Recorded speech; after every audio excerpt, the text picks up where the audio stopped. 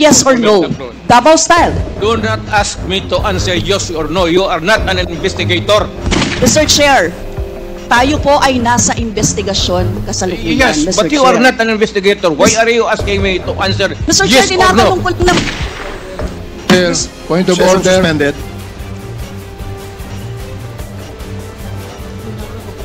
Ano ka, pulis? Point of order, Mr. Chair. Pwede namang mag-expound, Mr. Chair. Ang tinatanong ko lang, sa particular question na yon, maaari naman siyang sagutin ng yes or no. And then the explanation, Mr. Chair. Opo. Mr. Do not control my answer, kung Your Honor. This is not an inquisition. It's a democratic process of investigation. Thank you, Mr. President. Sana po, Your Honor, actually, I'm not answering the question of Congresswoman Rosas, Your Honor. My point is, Your Honor, to allow the resource person to finish his answer. okay, we will do that. Thank you, Attorney Bello. Thank you, Your Honor. Thank you. So, we will now proceed. Congresswoman Brosas, you are recognized. You have 10 minutes. Pasensya na po sa ating oversight. Thank you, Mr. Chair. Maraming salamat, Mr. Chair. Mr. Chair, again, i-reiterate ko lang, Mr. Chair, yung reminders no, na hindi magsabi ng pagmura, siguro, kasi sanay po yung nakaraan. Kahit po sa Senate hearing, may mga ganun. Ano? Respeto naman sa atin dito. And sana po concise sa pagsagot. Kung ano lang ang tanong, yun din lang ang sagot. At mag-defer ng i-defer ang mahahabang explanation kasi nakikita nyo naman, Mr. Chair, madami talagang gustong magtanong ngayon eh. Kaya sana po ganun yung ano, no? And simple lang naman po yung mga tanong ko. It has to do with the, kung ano din yung mga sinabi ng dating Pangulo doon sa Senate hearing. Yan, Mr. Chair. First, yung observed decorum. Tapos, syempre, tulad po ng sinabi ni Chairman Abante, hindi po tayo mangingimi na mag-point of order kapag nilabag po itong mga ito. Yun. Now, Mr. Chair, I would like to direct my questions, Mr. Chair, to Rodrigo Duterte. Mr. Chair, noong October 28, sinabi ni dating Pangulong Duterte, under oath, sa harap ng Senado, and I quote, I and I alone take full legal responsibility sa lahat na nagawa ng mga pulis. Pursuant to my order, ako ang managot. At ako ang makulong, wag yung pulis na sumunod sa order ko. Ang tanong natin, Mr. Chair, the families of innocent extrajudicial killing victims are present. Yun po yung pinagsalita nyo kanina. So can the former president look them in the eyes and say once more that he takes full legal responsibility for the deaths of their loved ones, Mr. Chair?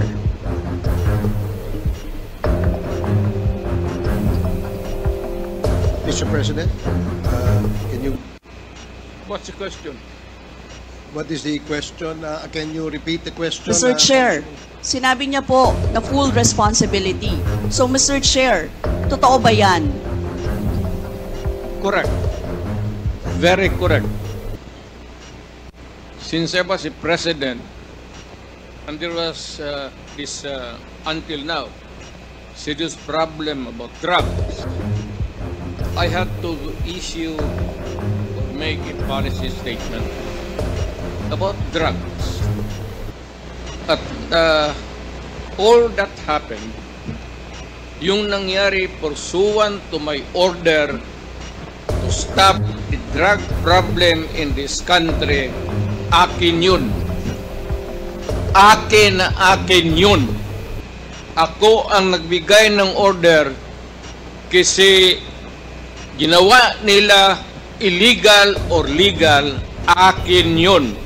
Thank you, Mr. Chair. I take full responsibility for it. Thank you, Mr. Chair. Yun po yung tanong ko.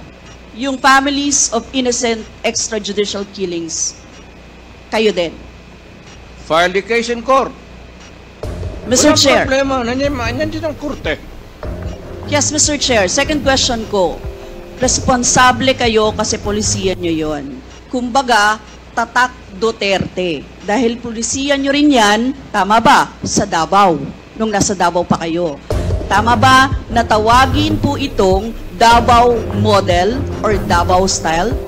Mr. Chair? I cannot control the semantics. Mr. Chair, yes or no? Abroad. Davao style? Do not ask me to answer yes or no. You are not an investigator. Mr. Chair, tayo po ay nasa investigasyon kasalukuyan, Yes, Mr. but you Chair. are not an investigator. Why are you asking me to answer Mr. Chair, yes or tinatanong no? ko lang naman. Chair, point of Session order. suspended.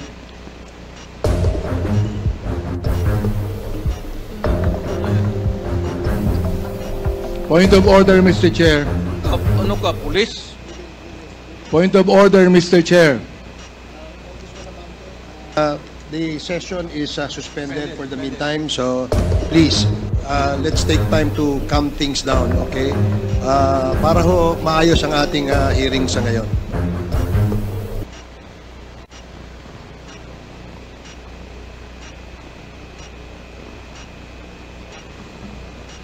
Hearing is resumed. Please proceed, Congresswoman Rosas. Yes, Mr. Chair. Napakasimple lang po ng tanong ko. Tinatanong ko lang po kung yes or no, Davao style ba yung inyong modelo. Mr. Chair, ayaw niya sagutin. So, Mr. Chair, hindi ko maintindihan yun. I'm What is sorry, your personality, Your Honor?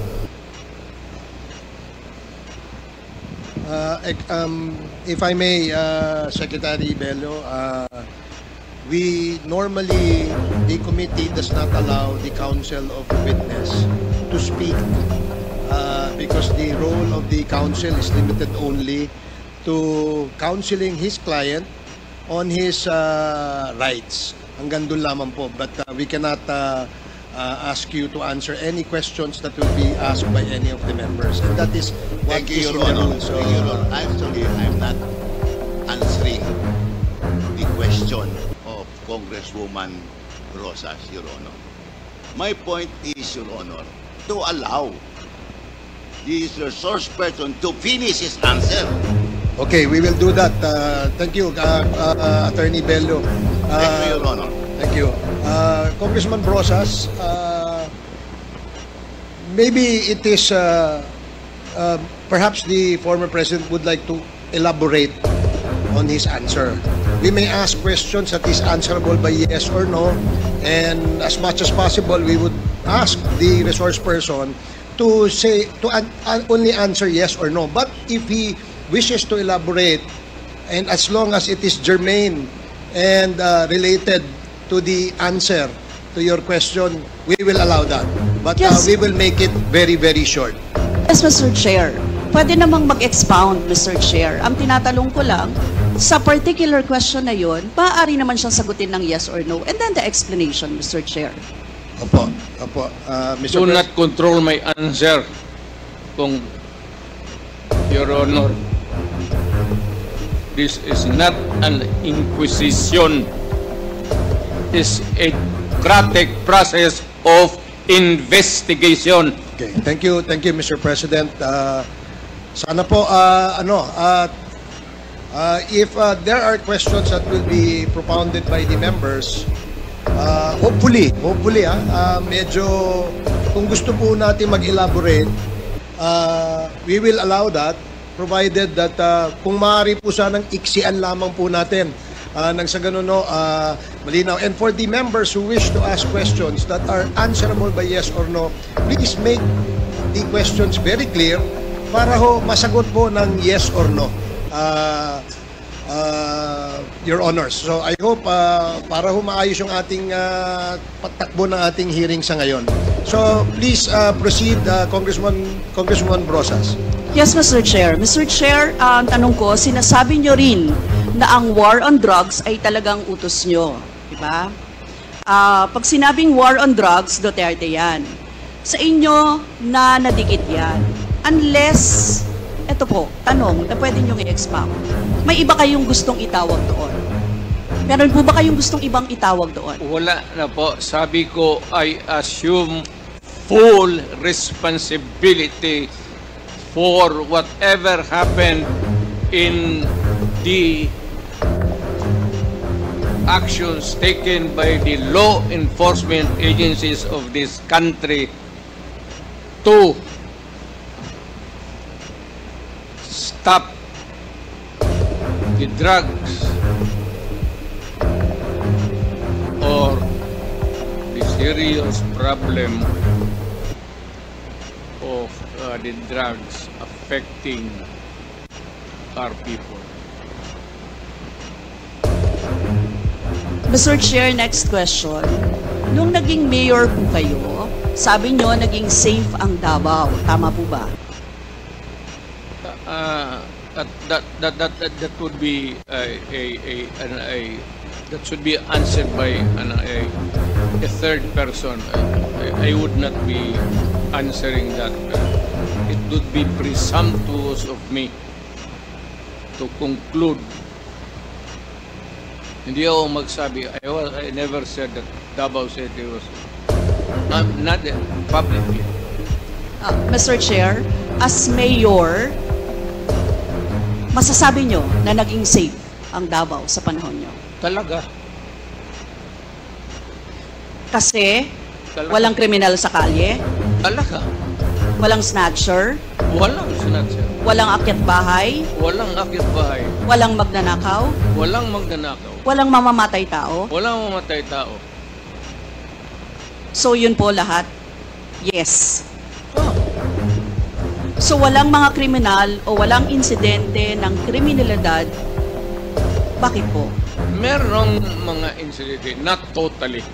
It could be a dream of a city not to have any criminal incidents or violence. Pero overall, Davao City was safe.